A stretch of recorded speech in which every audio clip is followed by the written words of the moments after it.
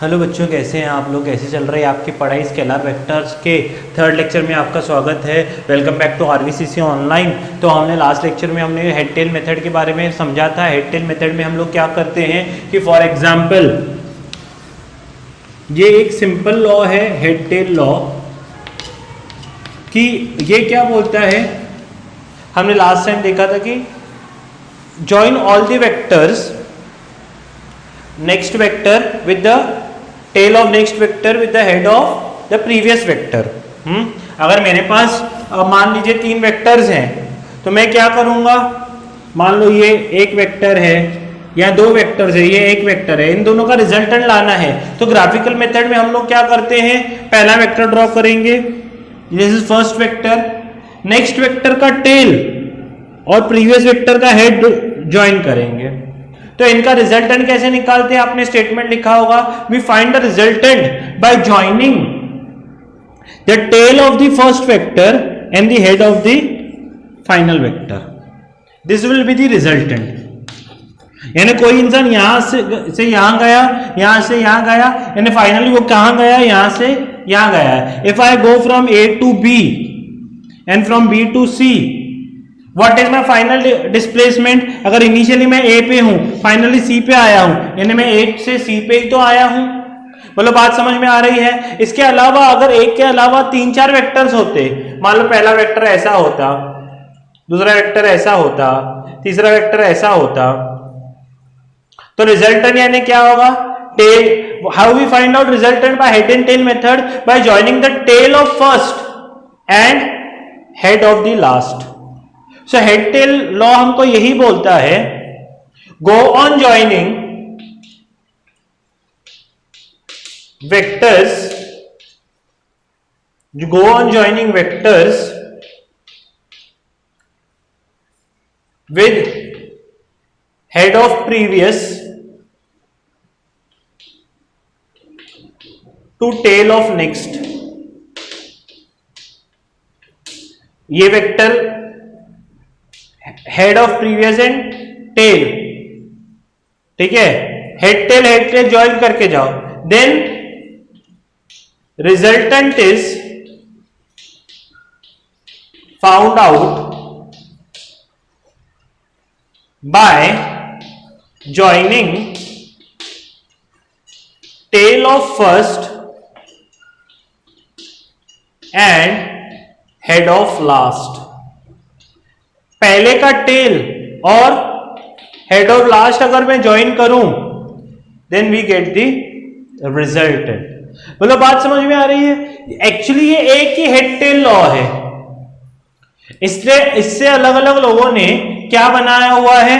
अगर ये समझा, हमको वेक्टर ऐसे जोड़ रहे हैं कि पहला ऐसे आया तो उसका हेड और नेक्स्ट का टेल जुड़े, ऐसे जोड़ते जाओ, फिर इसका हेड और नेक्स्ट का टेल जुड़े, ऐसे जोड़ते जाओ, इसका हेड और इसका टेल, नेक्स्ट का टेल, इसका हेड और नेक्स्ट का टेल। फाइनली मान लो 10 वेक्टर हो सकते, 1 2 3 4 5 6 7 और ड्रॉ कर सकते हो। फाइनली इधर पहुंचे तो रिजल्टेंट क्या आता है, tail of first and head of last, this will be the resultant, this is the resultant. ये हेड टेल ही जनरल लॉ है, पर हमको क्या सिखाया जाता है, हमको पहला सिखाया जाता है triangle law of vector addition. Triangle में आपको पता है कितने साइड रहते हैं, 3। ट्राइंगल में कितने साइड रहते हैं, 3। तो ट्राइंगल लॉ क्या बोलता है, देखिए मैं आपके साथ सामने लिखता हूं, triangle law of vector addition. ये क्या बोलता है, देखो, triangle law of vector addition बोलता है, इफ 2 वेक्टर्स, ये उसका स्टेटमेंट है, if 2 vectors are represented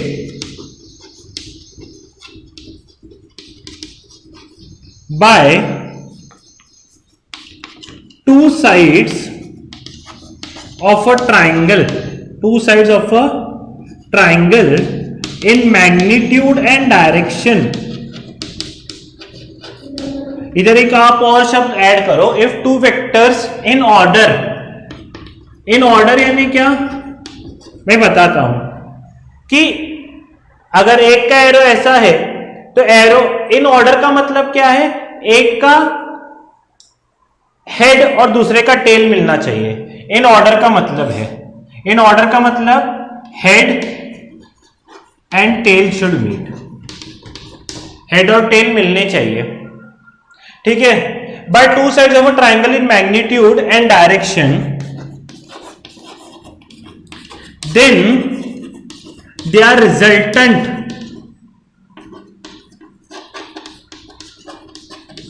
is given by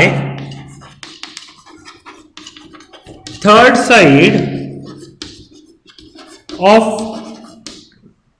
triangle taken in opposite order। अलग अलग बुक्स में थोड़ा सा लैंग्वेज अलग अलग हो सकती है। ऑपोजिट ऑर्डर का मतलब क्या है, हेड हेड और टेल टेल मिलना चाहिए। अभी क्या बोलता है लॉ, देखो वो बोलता है अगर मेरे पास दो वेक्टर्स हो उनको मैं इन ऑर्डर जोड़ूं ताकि वो ट्राइंगल के दो साइड बने। जैसे मान लो मैंने पहला वेक्टर लिया, ऐसा लिया, दूसरा वेक्टर लिया, ऐसा लिया, ये इन ऑर्डर यानी क्या, हेड और टेल मिले ना, बराबर है। तो क्या बोलते हैं, अगर ये दो साइड ऑफ ट्राइंगल है, बराबर है, तो तीसरा, ये दो साइड ट्राइंगल के होंगे तो तीसरा साइड ऐसा बनेगा। अगर ये दो वेक्टर्स हैं और ये दो साइड्स ट्राइंगल के हैं, देन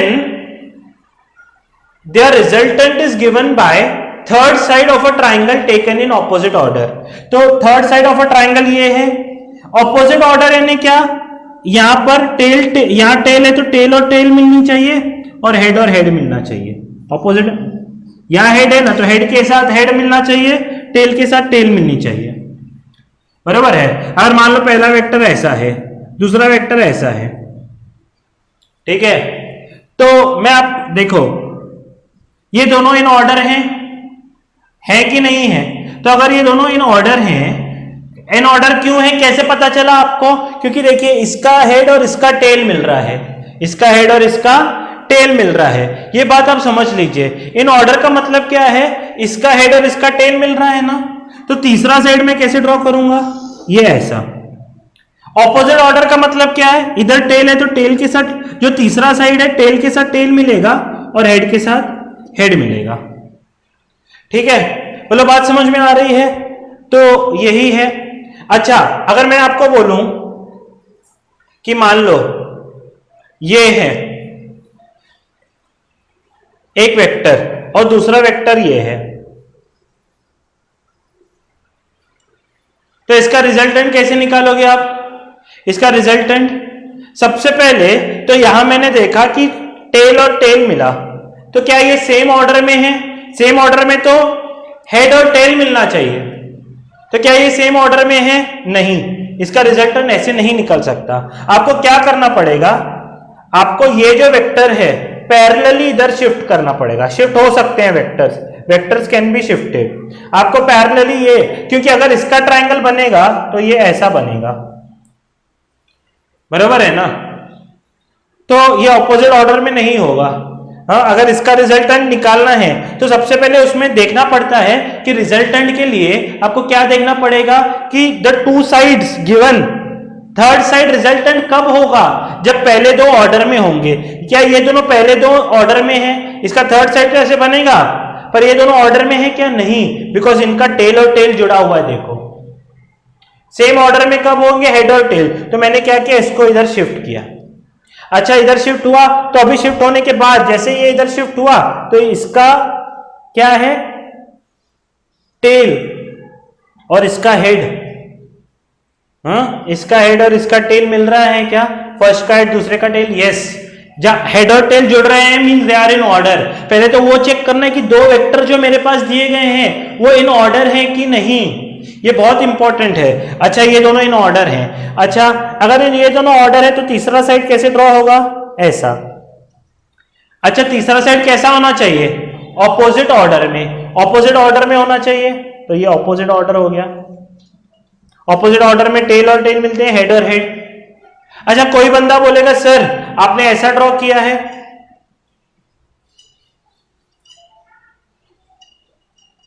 ये किया, और आपने इसको पैरेलली शिफ्ट किया, मैं बोलूंगा हाँ।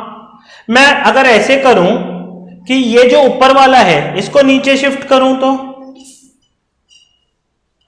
ये ऊपर वाला इसको नीचे शिफ्ट करूंगा, मैंने बोला कर ले, उसमें क्या है। अगर आपने देखो ऐसे शिफ्ट किया तो फिर से क्या हेड और टेल मिल रहे हैं, हाँ सर मिल रहे हैं। फिर से रिजल्टेंट देखो कैसे आएगा, ऐसे ही आएगा।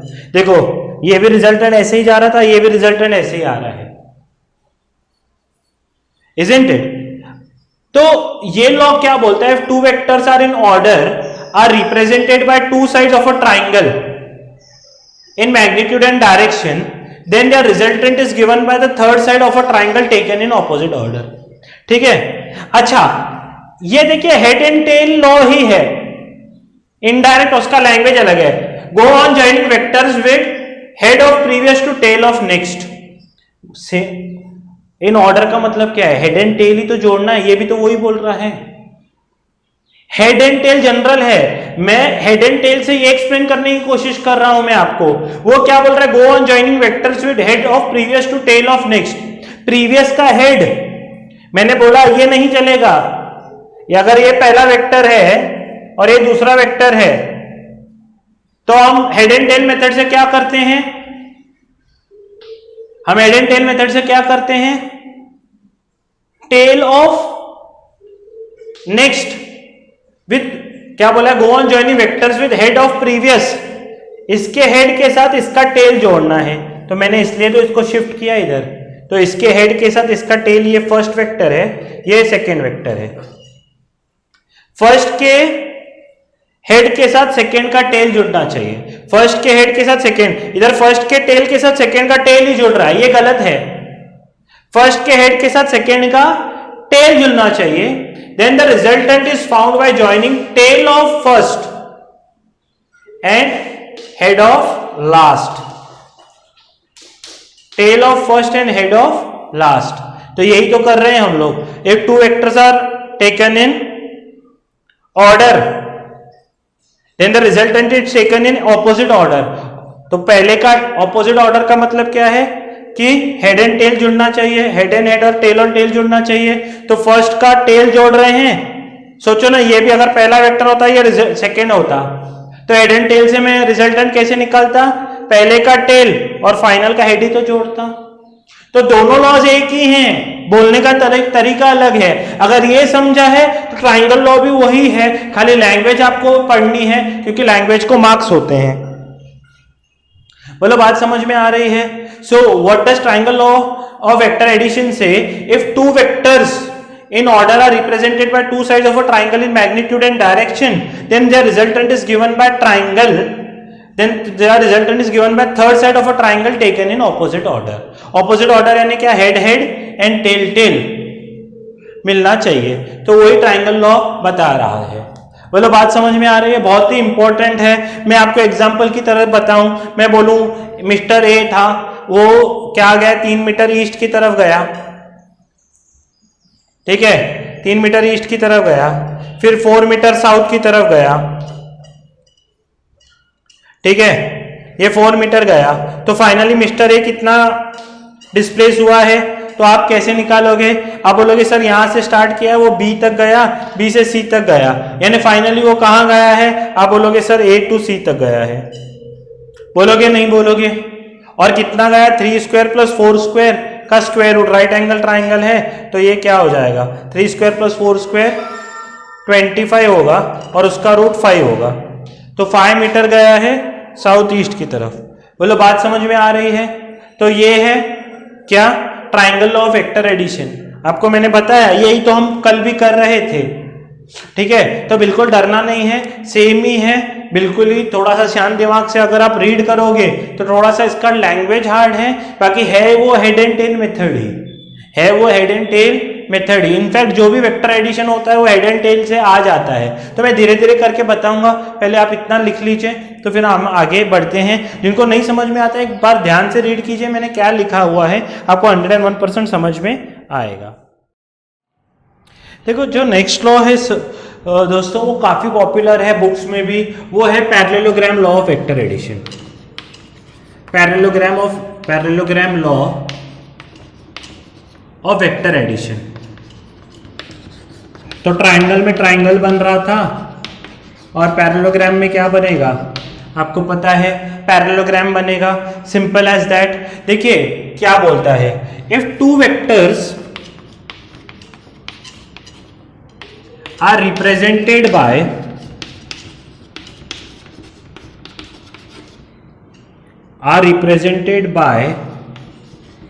two adjacent sides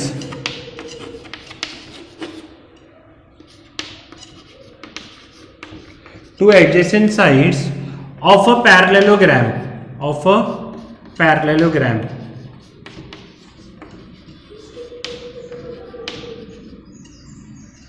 in magnitude and direction. दो वेक्टर्स का जो मैग्नीट्यूड एंड डायरेक्शन है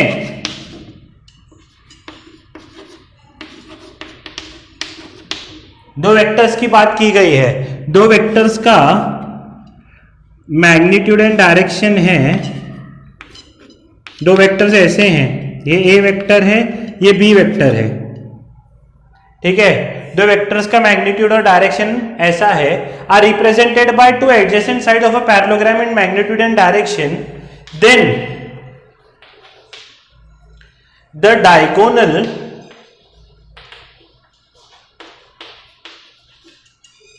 फ्रॉम कॉमन ओरिजिन या diagonal from their common point या diagonal emerging from their common point, diagonal emerging from their common point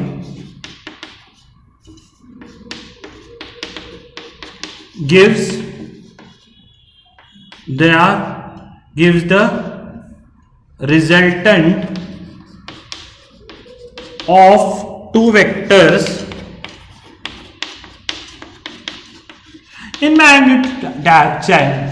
magnitude।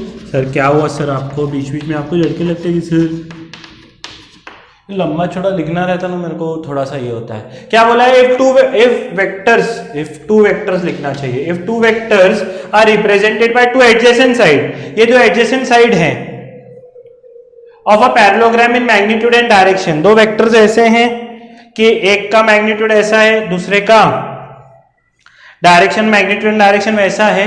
मैं example से बताऊं कैसे ये होते हैं। In magnitude and direction then the diagonal from their common point. देखो अभी मैं ये दोनों वेक्टर्स हैं, मान लो इसका पैरेलल मैंने इधर ड्रॉ किया और इसका पैरेलल मैंने क्या किया, इधर ड्रॉ किया, तो वो क्या बोल रहे हैं, ये पैरेललोग्राम कंप्लीट हो गया, ओ ए बी यहां डी लगा दो, पैरेललोग्राम कंप्लीट हो गया।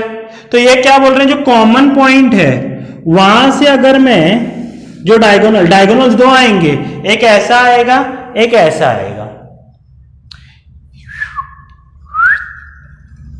दो डायगोनल्स आएंगे, तो कौन सा डायगोनल लेना है जो कॉमन पॉइंट से इमर्ज हो रहा है, उसको रिजल्टेंट बोला जाता है। आपने बोला सर ये क्या है, और मैंने बोला ये कुछ नहीं है, ये वही है जो पहले से हैं। कैसे, देखो मान लो मेरे पास ऐसा एक वेक्टर है ओ ए, ठीक है, और असलियत में सोचो, मैं एक बात बोलता हूं, ये है ओ बी, ठीक है, ये ओ ए है और ये ओ बी है। पैरेललोग्राम क्या बोलता है, अगर ओ ए और ओ बी दिया जाए, एक कॉमन पॉइंट से भी दोनों ज्वाइन कर रहे हैं, इसका पैरेललोग्राम बनाओ और कॉमन पॉइंट से जो निकल रहा है उसको रिजल्टेंट लो। मैंने बोलता तू ऐसा मत सोच, तू इससे सोच, किससे, हेड एंड टेल मेथड से। आपने बोला हाँ सर वो मुझे अभी जम रहा है थोड़ा थोड़ा।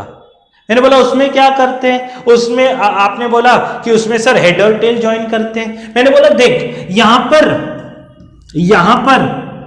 ओ पर हेड और टेल जुड़ा हुआ है, कि मान लो इसको मैं ओ ए को फर्स्ट वेक्टर मानूं और ओ बी को सेकेंड वेक्टर मानूं, तो क्या पहले का हेड और दूसरे का टेल जुड़ा हुआ है क्या? नहीं। आप बोलोगे सर नहीं, दोनों का तो टेल और टेल ही जुड़ा हुआ है, तो क्या करना है? आप बोलोगे सर शिफ्ट करो, आपने बताया था शिफ्ट कर सकते हैं आप। मैंने बोला हाँ शिफ्ट कर मेरे भाई, ये ही चाहता था। देखो ओबी को मैंने यहां शिफ्ट किया ताकि पहले का हेड और दूसरे का टेल मिले, पहले का हेड और दूसरे का टेल। ये मैंने क्या किया, ये चौक भी एंड हुआ मौके पर, मैंने ये ओबी को इधर शिफ्ट किया। जैसे ही मैंने ओबी को शिफ्ट किया, रिजल्टेंट, मैंने बोला अभी रिजल्टेंट बता, बोले सर आप ये ही तो रिजल्टेंट है। मैंने बोला हाँ यही तो वो बोल रहा है, यही बोल रहा है ना। डायगो वो अपनी भाषा में बात कर रहा है, हम अपनी भाषा से सीख सकते हैं ना, जो ऑलरेडी हमने पढ़ा है। अगर मैं सेकेंड को इधर शिफ्ट करूं तो रिजल्टेंट तो यही होगा, या इसको ऊपर शिफ्ट करो, देखो इसको भी ऊपर शिफ्ट करोगे तो इसका टेल और इसका हेड जुड़ गया ना भाई। तो पैरेललोग्राम में क्या होता है, दोनों तरफ से शिफ्टिंग चल सकती है, यहां से यहां शिफ्ट करो। पैरेललोग्राम है ही इसलिए तो पैरेललोग्राम लिया है, क्योंकि पैरेललोग्राम के ऑपोजिट साइड्स इक्वल होते हैं भाई साहब। आप इधर इसको यहां शिफ्ट करो या इसको यहां शिफ्ट करो, रिजल्टेंट यही रहेगा। और क्यों? क्योंकि हेड एंड टेल मेथड से ऑलरेडी हमने देखा हुआ है, बरोबर है ना। हेड एंड टेल मेथड से ऑलरेडी मैंने देखा हुआ है कि मान लो अगर ये OA है, ये OB है, और मैं रिजल्टेंट निकालने बोलूं तो रिजल्टेंट कैसे निकालोगे आप? तो उसको शिफ्ट करना पड़ता है। तो पैरेललोग्राम लॉ से क्या हो गया है, शिफ्टिंग से बच चुके हैं हम लोग, क्योंकि पैरेललोग्राम में ये कंडीशन, यहां ऑर्डर वगैरह की कंडीशन नहीं है। आपको क्या करना है, पैरेललोग्राम कंप्लीट करना है, सीधा डायगोनल मारना है। शिफ्टिंग से बचने के लिए ये थोड़ा सा एडवांटेजेस है, इसमें शिफ्ट नहीं करना पड़ता। आपके पास दो वेक्टर्स है OA और OB, उसके बीच का एंगल पता है आपको, आप पैरेललोग्राम कंप्लीट करो और बीच वाला डायगोनल निकालो, यही आपका रिजल्टेंट होगा। सर दूसरा डायगोनल, मैं बोलूंगा इतना जल्दी मत कर, दूसरे डायगोनल पे भी हम नेक्स्ट लेक्चर पे आएंगे, पहला डायगोनल देख लो। पहले डायगोनल में क्या है, जो कॉमन ओरिजिन से डायगोनल आता है वो रिजल्टेंट होता है। सोचो ना अगर OB इधर शिफ्ट हुआ तो फिर से हेड एंड टेल मेथड से हम लोग काम बना सकते हैं अपना। ये OA है, ये मेरा OB है, बोलो बात समझ में आ रही है। तो ये रिजल्टेंट ही तो होगा। लिखेंगे कैसे, मान लो ये A बार है, ये B बार है, तो R bar equal to A bar plus B bar है। इसका मतलब अगर ये 3 है तो और ये 4 है तो क्या ये 7 होगा? नहीं मान भैया, यहाँ डायरेक्शन इन्वॉल्व है, सीधा हम लोग ऐड नहीं कर सकते, सीधा हम लोग ऐड नहीं कर सकते।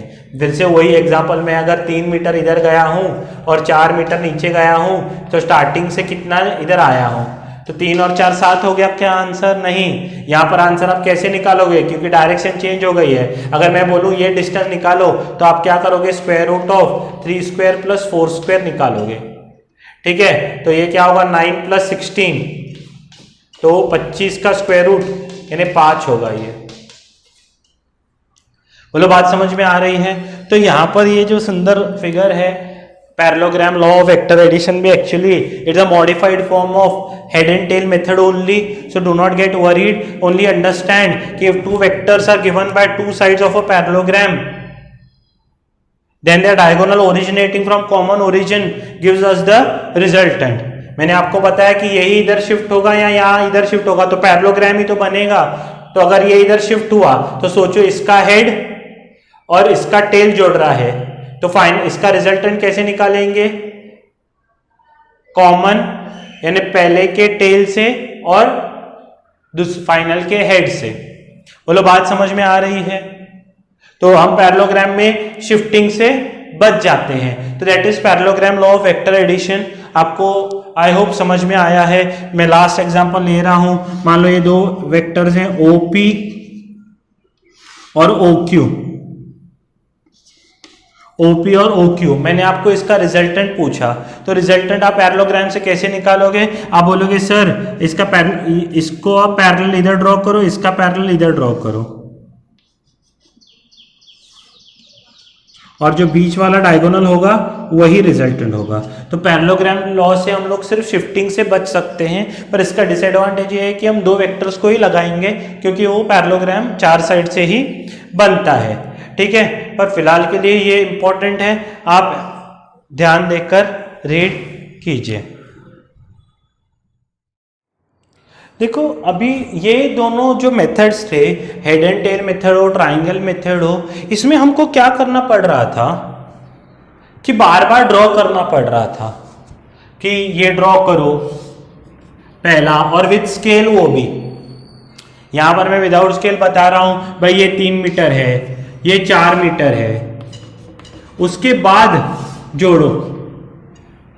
ठीक है, तो साइंटिस्ट लोगों ने सोचा यार ये बार बार जो काम करना पड़ रहा है हमको, ये बार बार जो काम ड्राइंग का करना पड़ रहा है, ये बार बार तो नहीं कर सकते भाई। 2 वेक्टर्स हमको लाने हो, ये ग्राफिकल मेथड है, मैं बार बार रिपीट कर रहा हूं। Head and tail method, triangle law, vector addition, graphical method यानी क्या, अगर आपको मान लो 2 फोर्सेस दिए गए, आपको बोला गया कि एक फोर्स इसके ऊपर 30 न्यूटन ऐसे लग रहा है, दूसरा फोर्स इसके ऊपर 40 न्यूटन ऐसे लग रहा है, तो आपको रिजल्टेंट निकालना हो तो आप क्या करोगे, पहला 30 न्यूटन ऐसे ड्रॉ करोगे विद स्केल, मान लो 30 ऐसे ड्रॉ करोगे, 40 नीचे ड्रॉ करोगे कि ऊपर, सर नीचे, क्यों नीचे, क्योंकि पहले का हेड और दूसरे का टेल मिलना चाहिए सर, ये इधर ड्रॉ करोगे, और फाइनली जो रिजल्टेंट है ये ऐसे बनेगा। अच्छा, जब 90 था तो मान लो यानी कैलकुलेट करना इजी था, सीधा सीधा हाइपोटेन्यूज लगा सकते थे। ये ग्राफिकल मेथड्स हैं। ये 30 इधर ड्रॉ करो, 40 मान लो 3 सेंटीमीटर इधर ड्रॉ करो, 4 सेंटीमीटर स्केल में लिखो 1 सेंटीमीटर इक्वल टू 10 न्यूटन। तो आप क्या करोगे, 3 सेंटीमीटर इधर ड्रॉ करोगे, 4 सेंटीमीटर नीचे ड्रॉ करोगे, फाइनली ये पॉइंट और ये पॉइंट जोड़ दोगे और बोलोगे सर फोर्स ऐसे लग रहा है। मैंने बोला ठीक है, अच्छी बात है, पर ये बार बार, और सोचो 90 नहीं भी हो, जब 90 नहीं भी हो तो और ज्यादा प्रॉब्लम है। 2 वेक्टर्स के बाद इधर एंगल 90 था, वो तो मुझे पता चल गया, तो मैंने इजीली हाइपोटेन्यूज से निकाला। और अगर मान लो 90 नहीं भी होता, ठीक है, मुझे दिया जाता कि एक वेक्टर है जो हॉरिजॉन्टल है, दूसरा वेक्टर है जो हॉरिजॉन्टल से 30 डिग्री पे है, तो मैं क्या करूंगा, 30 ये 10 मीटर का है और ये 50 मीटर का है, तो मैं एक पेपर लूंगा, 10 मीटर का वेक्टर ऐसे ड्रॉ किया, हॉरिजॉन्टल से 30 डिग्री पे है ना, तो एक 50 मीटर की लाइन ऐसे ड्रॉ की। ट्राइंगल कैसे ड्रॉ करते हो आप, ट्राइंगल जैसे ही है, ये ट्राइंगल ड्रॉ करोगे, फाइनली जो तीसरा साइड होगा ट्राइंगल का वो रिजल्टेंट देगा। ट्राइंगल ड्रॉ करके निकालना होगा। ये जो मेथड है ये बोलते ही वो है, पैरेललोग्राम लॉ क्या बोलता है, पैरेललोग्राम ड्रॉ करो और जो डायगोनल मिलता है उससे आंसर लो। तो साइंटिस्ट लोगों ने बोला यार इतनी देर कौन ड्रॉ करते बैठेगा, इससे अच्छा कुछ फॉर्मूला निकालो। तो हम फॉर्मूला ही निकाल रहे हैं। What we are doing, we are trying, ये तो एग्जांपल्स थे मैंने बताया आपको, we are trying to find out the formula for magnitude and direction. तो बोला फॉर्मूला कैसे निकालेंगे, तो लोगों ने बोला देखो, यानी साइंटिस्ट लोगों ने बोला मान लो आपके पास 2 वेक्टर्स हैं ओ ए, इस ये पी वेक्टर है, ठीक है, ओ ए ये पी वेक्टर है, और ये है ओ क्यू या ओ बी, इसका नाम मैंने लिखा है क्यू वेक्टर, ठीक है। लोगों से पूछा आप इसका रिजल्टेंट कैसे निकालते हो, लोगों ने बोला कि हम लोग क्या करते हैं, हमको जो नॉलेज है हम ये पैरेललोग्राम कंप्लीट करते हैं, और ये पैरेललोग्राम कंप्लीट करने के बाद मान लो यहां पर डी पॉइंट मानते हैं, जो डायगोनल आता है ये डायगोनल हमारा रिजल्टेंट होता है। तो बोले ठीक है ये रिजल्टेंट है, ठीक है, तो ये रिजल्टेंट है, तो ये ओ ए बार ये पी बार है, means O A bar is represented by P bar and O B bar is represented by Q bar, और इनका रिजल्टेंट है आर बार, जो पी बार और क्यू बार से बना हुआ है, वो पी बार और क्यू बार नहीं है। पर मुझे क्या चाहिए, आर बार किसी भी वेक्टर के लिए आर बार वेक्टर है इनका रिजल्ट, यानी इसका मैग्नीट्यूड चाहिए मुझे और इसका डायरेक्शन चाहिए। तो उन दोनों का ही फॉर्मूला हम लोग निकालेंगे। पहले मैग्नीट्यूड। मैग्नीट्यूड यानी क्या, ये लेंथ। मैग्नीट्यूड यानी क्या, ये लेंथ। ठीक है। अच्छा, आपको ये एंगल तो पता होगा कि ये जो एंगल है दोनों वेक्टर्स के बीच में, theta is the angle between vectors.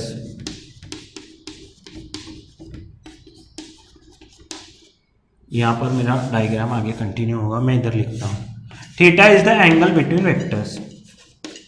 ये बात समझो, ये पता होगा आपको कि दो वेक्टर से जैसे 90 पता होता है, यहां 30 पता था, तो एंगल बिटवीन वेक्टर्स।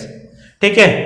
तो अगर मुझे ओडी निकालना है तो कैसे निकालूंगा, डायरेक्ट तो नहीं निकाल सकता क्योंकि 90 डिग्री नहीं है, यह एंगल थीटा है पूरा।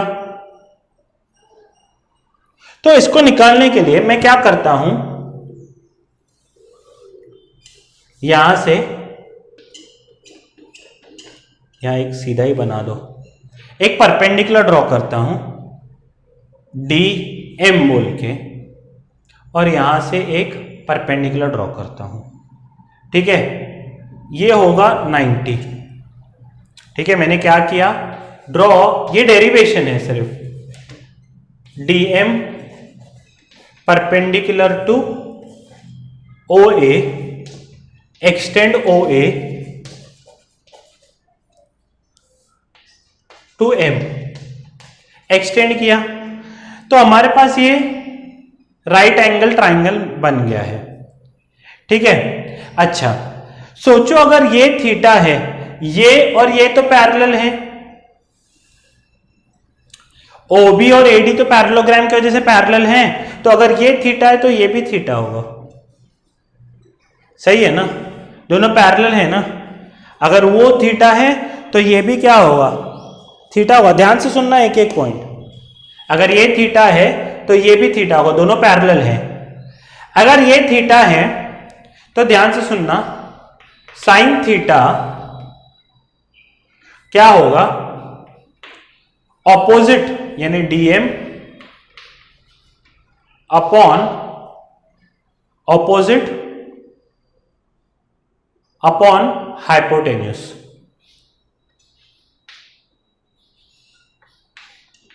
इनका मैग्नीट्यूड। अच्छा सोचो, अगर ये क्यू बार है, पैरेलल साइड्स तो इक्वल होते हैं, तो अगर ये क्यू है तो क्या ये भी क्यू होगा? लोगों ने बोला हाँ सर ये भी क्यू होगा। ठीक है, तो डीएम का वैल्यू कितना आएगा सोचो, इसको मैं लिख सकता हूं डीएम का मैग्नीट्यूड अपॉन एडी कितना है, एडी कितना है, क्यू का मैग्नीट्यूड। तो Q ऊपर गया तो Q मैग्नीट्यूड, साइन मैग्नीट्यूड यानी उसका लेंथ लिखने का तरीका है, बाकी कुछ नहीं है। Q magnitude equal to DM, ये क्या है हाई फाई लिखते हैं, बाकी कुछ नहीं। ठीक है। अच्छा अभी मैं cos थीटा लगाता हूं, cos थीटा लगाऊंगा तो cos थीटा क्या है, एडजेसेंट AM का magnitude upon adjacent side upon hypotenuse. तो हाइपोटेन्यूस क्या है, फिर से एडी। हम लोग, अगर आपको ध्यान नहीं है तो ये ट्राइंगल में देख रहे हैं, ए एम डी, ये थीटा है। तो पहले मैंने साइन थीटा इसका लगाया, opposite upon hypotenuse, adjacent A M upon hypotenuse AD. तो ए एम तो पता नहीं है मुझे, पर एडी पैरेलल की वजह से पता है, ओबी और एडी पैरेलल है तो वो क्यू है, तो ये भी क्यू होगा। तो क्यू ऊपर गया तो क्यू का magnitude cos theta equal to M होगा, एम का मैग्नीट्यूड। बोलो बात समझ में आ रही है? तो मैंने क्या किया, एम का वैल्यू और डीएम का वैल्यू निकाल के रखा हुआ है। ठीक है। अभी देखो, एक बड़ा सा ट्राइंगल ले रहे हैं, हमको हमारा ऑब्जेक्टिव तो ओडी निकालना है। तो ओडी कैसे निकालूंगा, देखो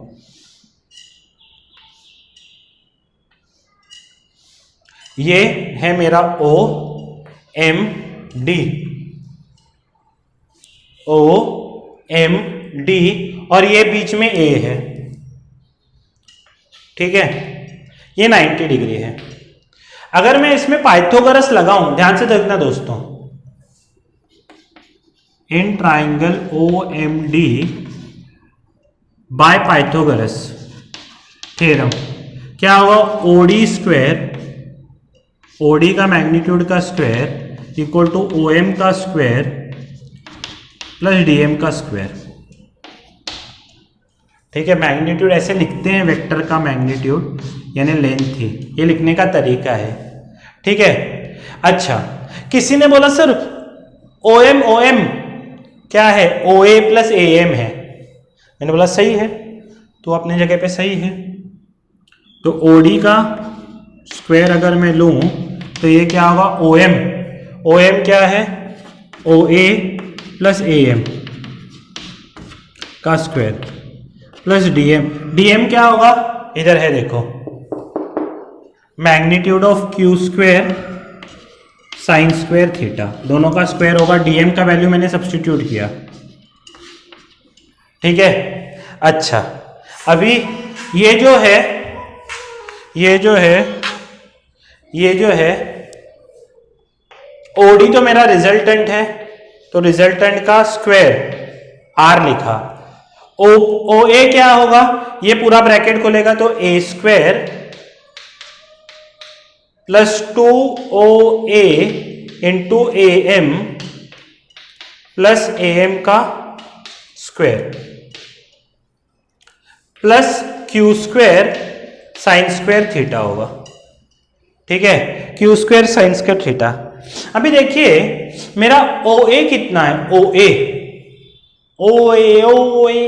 पी है ओ ए, तो ये आर बार का स्क्वायर, ओ ए क्या है, पी का स्क्वायर, ठीक है, ओ ए इंटू ए एम, ओ ए कितना है फिर से 2 पी का मैग्नीट्यूड, ए एम कितना है क्यू कॉस थीटा, तो आपको क्या लिखना है, क्यू कॉस थीटा, बराबर है। और फिर से ए एम स्क्वायर है, मैंने ओ ए का वैल्यू पुट किया पी और ए एम का वैल्यू पुट किया क्यू कॉस थीटा, और ए एम फिर से है, फिर से इसको क्या लिखूंगा, Q square sine square theta, Q square cos square theta, A M की वैल्यू कितनी है, Q square cos square theta, तो Q square cos square theta plus Q square, already sine square theta तो है। फिर से ध्यान से देखें, ओ ए का वैल्यू कितना है, ओ ए का तो पी है, 2OA इंटू ए एम था, ओ ए का पी, ए एम का यहां से आया Q cos theta, A M square क्या है, Q square cos square theta, यहां पर सिर्फ ए एम है Q cos theta, A M का square Q square cos square theta. तो अगर आप ध्यान से देखोगे तो अगर मैं क्यू स्क्वायर कॉमन निकालता हूं तो रिजल्टेंट ऑफ आर का स्क्वायर ये क्या होगा, पी का square plus 2p Q cos theta. अगर मैं क्यू स्क्वायर कॉमन निकालूं तो अंदर क्या बचेगा, sign square theta plus cos square theta, जो कि 1 हो जाएगा। तो finally sign square theta plus cos square theta 1 होता है, आपको तो पता है। तो फाइनली मैग्नीट्यूड ऑफ आर ये क्या होगा, P square plus Q square, P square plus Q square plus 2pq cos theta. तो इसका तो जो है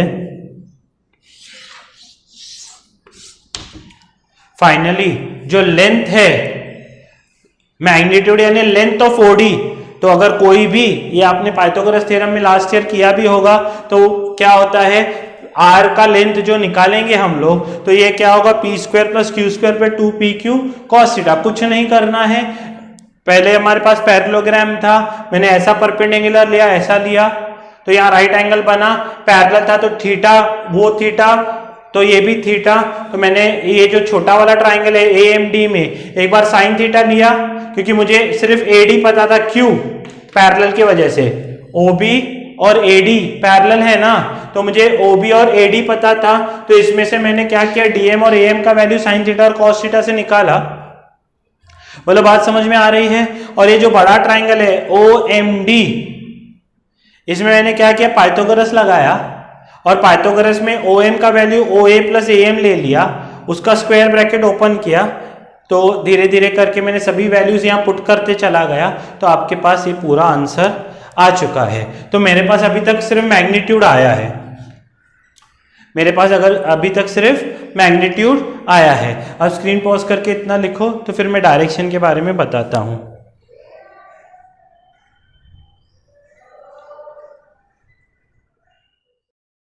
देखो अभी हमने मैग्नीट्यूड तो निकाल दिया है, हमको क्या चाहिए, सिर्फ डायरेक्शन की बारी बची है। देखिए डायरेक्शन हम लोग जो भी है, हमेशा आप अभी से याद रखिए, डायरेक्शन यानी एंगल। अभी ये एंगल आप कहां से ले सकते हो, ये एंगल आप ले सकते हो फर्स्ट वेक्टर से या सेकेंड वेक्टर से, जो भी वेक्टर है उससे आप ये एंगल ले सकते हो। मान ले किसने बोला कि मैं OA से एंगल लूंगा, सोचो ये अगर अल्फा होता तो आपके पास ऐसा है, ये अल्फा है, बराबर है। तो अगर ये अल्फा है तो ये O है, ये M है, ये D है, ये 90 डिग्री है, ये वाला ट्राइंगल, ठीक है। अच्छा अल्फा कैसे निकालोगे आप, tan अल्फा क्या होगा, ऑपोजिट, ये ऑपोजिट होगा, ये एडजेसेंट, तो ऑपोजिट यानी DM अपॉन OM, ठीक है। पर OM तो हमारे पास है नहीं, हमारे पास क्या है, OA है, तो मैं इसको क्या लिख सकता हूं, DM, OM की जगह क्या लिखूंगा, OA plus AM, OA plus AM। देखो DM की वैल्यू क्या थी, अभी अभी मैंने रब किया है, DM कैसे, अभी अभी आपने लिखा होगा, DM की वैल्यू क्या थी, वो थी Q साइन थीटा, और AM की वैल्यू क्या थी, वो थी Q कॉस थीटा।